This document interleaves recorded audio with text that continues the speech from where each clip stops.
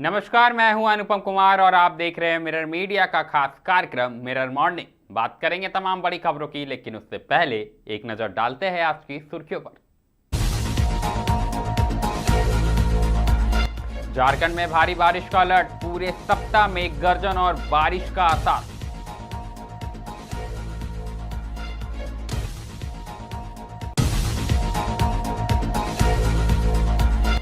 Durand cup की मेजबानी को तैयार रांची, अंतर्राष्ट्रीय स्तर की सुविधाओं और सुरक्षा इंतजामों को अंतिम रूप।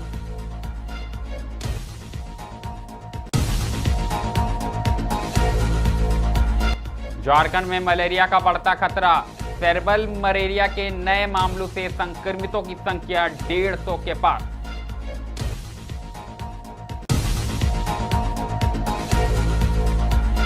चक्रधरपुर रेल मंडल में ट्रैक कार्य, 12 ट्रेनें रद्द, 2 ट्रेनों में किया गया बदलाव।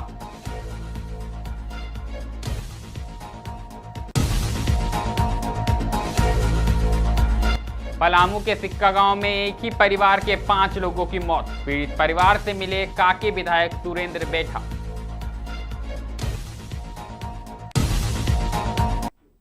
अब बढ़ेंगे खबरों की ओर और सबसे पहले बात करेंगे हम मौसम को लेकर। आपको बता दें कि झारखंड में मानसून एक बार फिर सक्रिय हो गया। मौसम विभाग ने राज्य के 5 जिलों में भारी बारिश को लेकर अलर्ट जारी किया। दरअसल विभाग के अनुसार अगले कुछ दिनों तक कई इलाकों में तेज बारिश, मेघ गर्जन और वज्रपात की संभावना बनी रहेगी। लोगों से अनावश्यक रूप से घरों से बाहर नहीं निकलने और खराब मौसम के दौरान सुरक्षित स्थानों पर रहने की अपील की गई है। बता दें कि मौसम विभाग का अनुमान है कि पूरे सप्ताह राज्य के अधिकांश हिस्सों में बादल छाए रहेंगे और रुक रुक कर बारिश का दौर भी जारी रहेगा।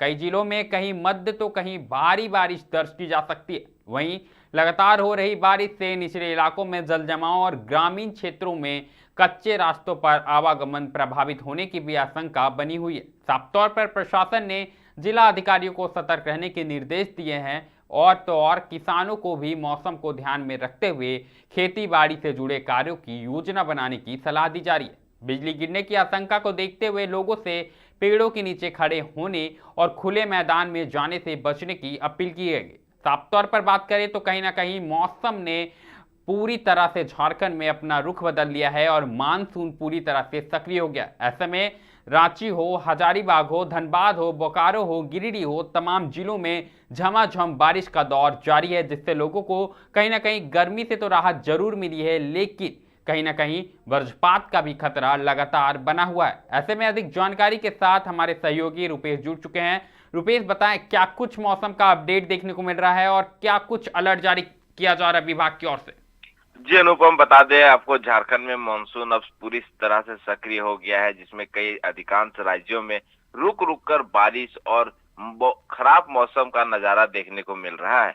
वहीं अगर वर्तमान में बात की जाए तो अगर हजारीबाग की मौसम की बात की जाए तो वो काफी गरज का और रिमझिम बारिश का मौसम बनाए हुए है और जो हवाओं में नमी का भी पूरी तरह से देखने को मिल रही है। अगर पूरे झारखंड की बात की जाए तो कई एक जिले हैं जिन्हें मौसम विभाग की तरफ से अलर्ट जारी किया गया है। अगर खूंटी, गुमला, सिमडेगा, पूर्वी सिंहभूम को भी मौसम विभाग की तरफ से अलर्ट जारी किया गया है। वहीं अगर हजारीबाग के वर्तमान में तापमान की बात की जाए तो वो लगभग फ्लक्चुएट कर रही है। 24 डिग्री से 27 डिग्री तक यह मौसम काफी गिर चुका है और पूरे मौसम में नमी का माहौल है। जी अनुपम। जी बिल्कुल रुपेश, कहीं ना कहीं पूरे मौसम में नमी का माहौल है। ऐसे में साफ तौर पर लोगों को गर्मी से राहत जरूर मिल रही है और साफ तौर पर मानसून का इंतजार था लोगों को। आखिरकार राज्य में मानसून पूरी तरह से सक्रिय हो गया, लेकिन मौसम विभाग भी लगातार अलर्ट जारी कर रहा है। रुपेश, वज्रपात का भी खतरा लगातार बना हुआ है और पिछले दिनों कई लोग वज्रपात के शिकार भी हुए, क्या कहिएगा?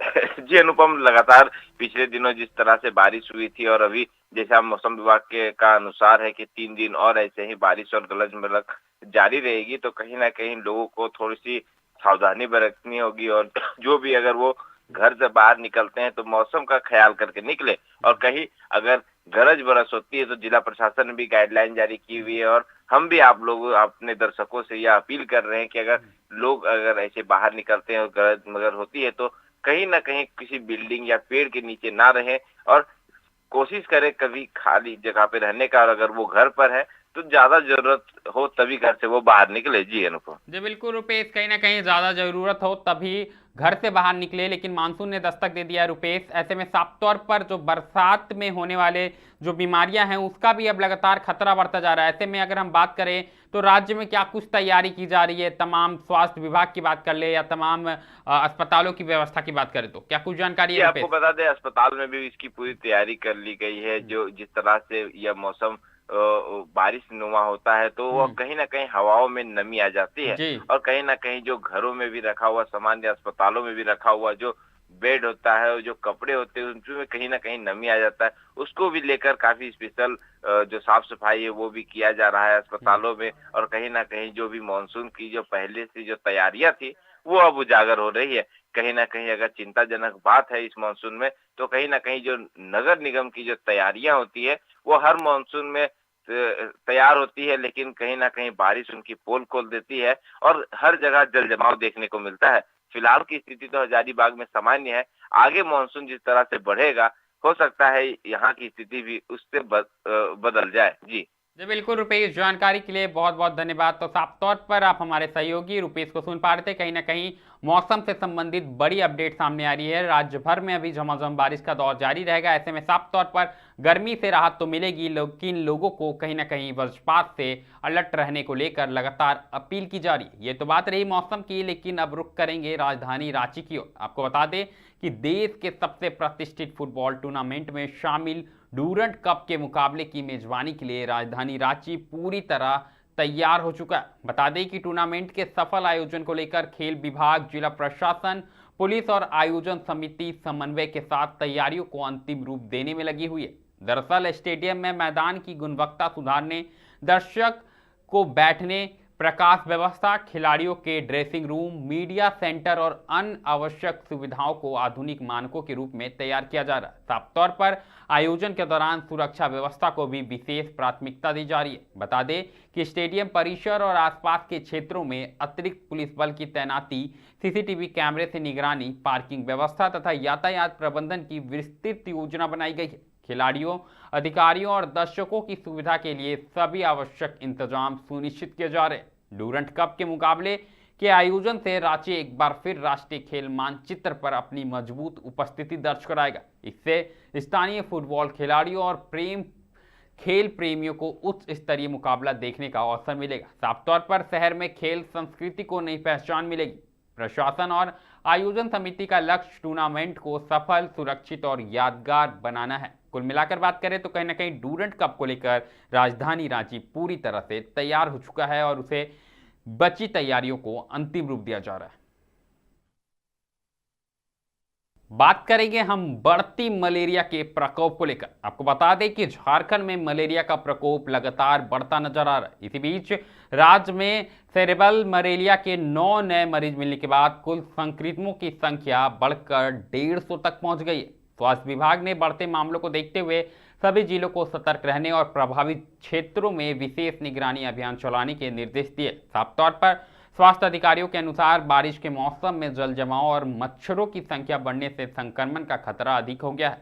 प्रभावित इलाकों में घर घर सर्वे, जांच और दवा वितरण का कार्य तेज कर दिया गया है। गंभीर लक्षण वाले मरीजों को अस्पतालों में विशेष उपचार भी किया जा रहा है। साफ तौर पर विभाग ने लोगों से अपील की है कि तेज बुखार, ठंड लगना, सिर दर्द या लगातार कमजोरी जैसे लक्षण दिखाई देने पर तुरंत नजदीकी स्वास्थ्य केंद्र में जांच कराएं। साथ ही मच्छरदानी का उपयोग करें, घर और आसपास पानी जमा ना होने दे तथा साफ सफाई बना के रखें। बात करें तो स्वास्थ्य विभाग का कहना है कि समय पर जांच और उपचार से मलेरिया के गंभीर प्रभावों से बचा जा सकता है। कुल मिलाकर कहीं ना कहीं बरसात के साथ साथ मलेरिया का भी प्रकोप राज्य भर में देखने को मिल रहा है और लोगों से लगातार सावधानी बरतने की अपील की जा रही है।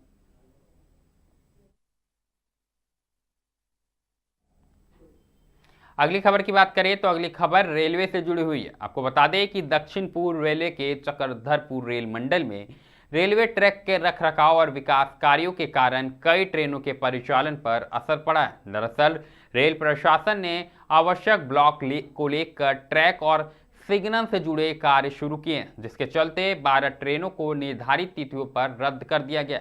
वहीं यात्रियों की सुविधा को ध्यान में रखते हुए 2 ट्रेनों का मार्ग अस्थायी रूप से भी बदल दिया गया। साफ तौर पर बात करें तो रेलवे के अनुसार इन कार्यों का उद्देश्य रेल संरचना को अधिक सुरक्षित और आधुनिक बनाना, जिससे भविष्य में ट्रेनों का संचालन और अधिक सुगम और सुरक्षित हो सके।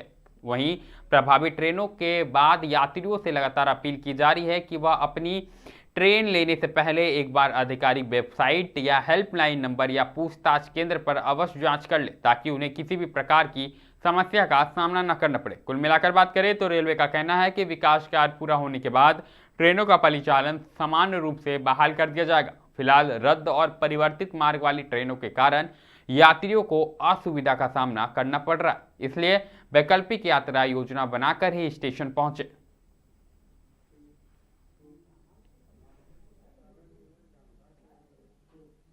रुक करेंगे पलामू जिले का। आपको बता दें कि पलामू जिले के पडवा थाना क्षेत्र के सिक्का गांव में बीते कुछ दिनों के भीतर कुलदीप महतो के परिवार के 5 सदस्यों की आकस्मिक मृत्यु से पूरा इलाका स्तब्ध है। दरअसल पलामू लोकसभा प्रभारी सह कांके विधायक सुरेश बेठा ने पीड़ित परिवार से मुलाकात कर अपनी गहरी संवेदना व्यक्त की है और इस दुखद घड़ी के साथ खड़े रहने का भरोसा दिलाया। बता दें कि परिवार के 2 अन्य सदस्य वर्तमान में रांची के रिम्स अस्पताल में इलाजरत हैं, जिनकी स्थिति पर प्रशासन की नजर है। विधायक सुरेश बेठा ने मौके से ही पडवा प्रखंड विकास पदाधिकारी को फोन कर पीड़ित परिवार को तत्काल सरकारी मदद और रिम्स में भर्ती मरीजों के समुचित इलाज की व्यवस्था करने के निर्देश दिए। इस दौरान उनके साथ कांग्रेस जिला महासचिव अभिषेक तिवारी के अलावा तमाम कांग्रेस के बड़े नेता मौजूद रहे। आपको बता दें कि कहीं ना कहीं पलामू में इस संदिग्ध मौत के बाद हड़कंप मचा हुआ। आपको बता दें कि एक ही परिवार की मौत के बाद कहीं ना कहीं स्वास्थ्य विभाग भी अब अलर्ट हो चुका है और ऐसे में राजनीतिक माहौल भी लगातार बढ़ता जा रहा है, क्योंकि अभी तक जो परिवारों की मृत्यु हुई है उनके मृत्यु का असली कारण पता नहीं चल रहा है। ऐसे में लोग लगातार स्वास्थ्य विभाग पर भी सवाल उठाते हुए नजर आ रहे हैं और एक के बाद एक पीड़ित परिवार से मिलने तमाम नेता पहुंच रहे हैं। बात करेंगे जामताड़ा की। आपको बता दें कि जामताड़ा के कुढ़ित में डॉक्टर श्यामा प्रसाद मुखर्जी के 125वीं समकरण पक्ष पर भाजपा ने कार्यकर्ता सम्मेलन और मिलन समारोह का आयोजन किया। दरअसल कार्यक्रम में मुख्य अतिथि के रूप में नेता प्रतिपक्ष बाबूलाल मरांडी शामिल हुए। सम्मेलन को संबोधित करते हुए बाबूलाल मरांडी ने राज्य सरकार पर भ्रष्टाचार, अवैध बालू कारोबार, महिलाओं की सुरक्षा और कानून व्यवस्था को लेकर तीखा हमला बोला। उन्होंने कहा कि झारखंड में जल, जंगल और जमीन की खुली लूट हो रही है और सरकार जनता की उम्मीदों पर खरी नहीं उतर रही है। कार्यक्रम के दौरान 141 लोगों ने भाजपा की सदस्यता ग्रहण की, जबकि पूर्व सांसद सुनील सोरेन ने भी राज्य सरकार पर विकास कार्यों में बाधा डालने का आरोप लगाया। सम्मेलन में बड़ी संख्या में भाजपा कार्यकर्ता और स्थानीय लोग मौजूद रहे।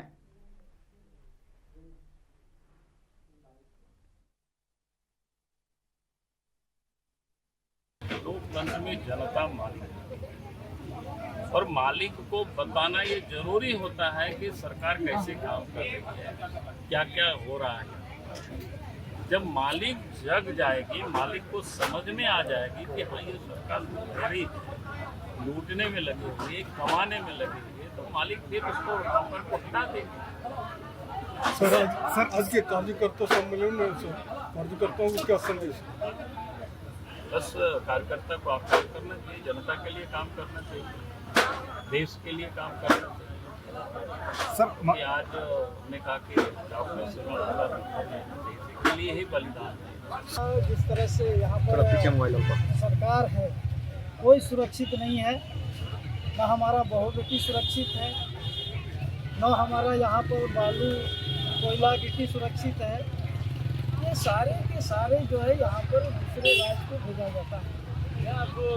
आप दुमका से देखेंगे, शिकारीपड़ा से देखेंगे, एक व्यक्ति का बांग्लादेश जो है गिट्टी जाने का काम। आज जो है जिस तरह से हमने पहले भी बोला है, इस परिवार से झारखंड का भला नहीं होने वाला है। जिस परिवार ने झारखंड को दिल्ली के गलियारों में बेचने का काम किया। रुख एक बार फिर करेंगे राजधानी रांची का। आपको बता दें कि झारखंड में कानून व्यवस्था को लेकर सियासी हलचल तेज हो गई है। इसी बीच वित्त मंत्री राधाकृष्ण किशोर ने जमशेदपुर में करनी सेना नेता हिमांशु सिंह हत्याकांड के बाद अपनी सरकारी सुरक्षा वापस कर दी है। दरअसल मंत्री ने कहा कि जब पुलिस की मौजूदगी में हत्या हो सकती है तो ऐसी सुरक्षा का कोई मतलब नहीं रह जाता। उन्होंने डीजीपी पर भी सवाल उठाते हुए राज्य की कानून व्यवस्था पर गंभीर चिंता जताई है। दरअसल राधाकृष्ण किशोर के इस कदम के बाद राजनीतिक माहौल गर्म हो गया। हालांकि इस पूरे मामले पर अब तक मुख्यमंत्री कार्यालय और पुलिस मुख्यालय की ओर से कोई आधिकारिक प्रतिक्रिया सामने नहीं आई है, लेकिन राधाकृष्ण किशोर के इस बयान और इस फैसले के बाद कहीं ना कहीं हलचलें तेज हो चुकी है। ये बात मीडिया में जाए और कि गाड़ी और सुरक्षाकर्मी, जब हम विधायक नहीं थे तो पलामू के जंगलों में ऐसे ही चलते थे। और एक बार, मैं कोई कमेंट नहीं कर रहा हूँ, लेकिन राज्य पुलिस निदेशक, पुलिस महानिदेशक और गृह सचिव को ये सोचना चाहिए कि जिस सुरक्षा की बात आप कर रहे हैं, तो यहाँ तो जमशेदपुर में पीसीआर वैन से लोगों निकाल करके लोगों ने मारा है। और मैं भी मानता हूँ कि फिर मिरर मॉर्निंग में अभी के लिए फिलहाल इतना ही। ऐसी तमाम बड़ी खबरों से लगातार हम आपको अवगत कराते रहेंगे। कहीं मत जाइएगा, बने रहें मिरर मीडिया के साथ।